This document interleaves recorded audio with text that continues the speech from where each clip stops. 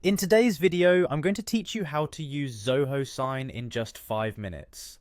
First, let's start by logging into your Zoho Sign dashboard.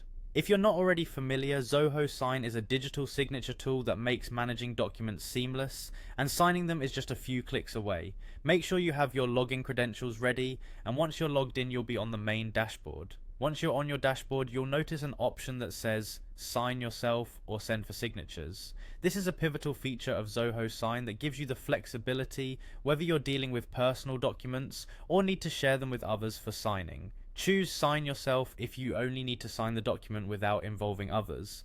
For this, simply upload the document you want to sign by selecting the appropriate button. Now, if your document needs to be signed by others as well, select Send for Signatures. This will prompt you to upload the document that requires multiple signatures. Uploading is straightforward, just follow the prompts to select your file from your device and get it ready for the next steps. Next, let's add signatures and fields to your document. This is where Zoho Sign offers you the ability to customize the signing areas. You can drag and drop various fields such as signature lines, text boxes, or even date fields directly onto your document where needed. This ensures you tailor each section to suit your document's requirements. Creating your signature within Zoho Sign is simple and versatile. You have the option to draw your signature using a mouse or touchpad, type it out in your preferred style, or upload an image of your pre-existing signature if you have one. Similarly, if you need to include any stamps, those can be uploaded as an image too, giving you a professional finish on your documents. Once your document setup is complete, it's time to enter the email addresses of the recipients who need to sign.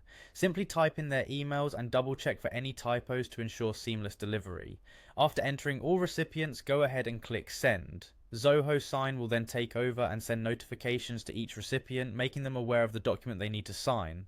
Last but not least, you can track and manage your documents easily.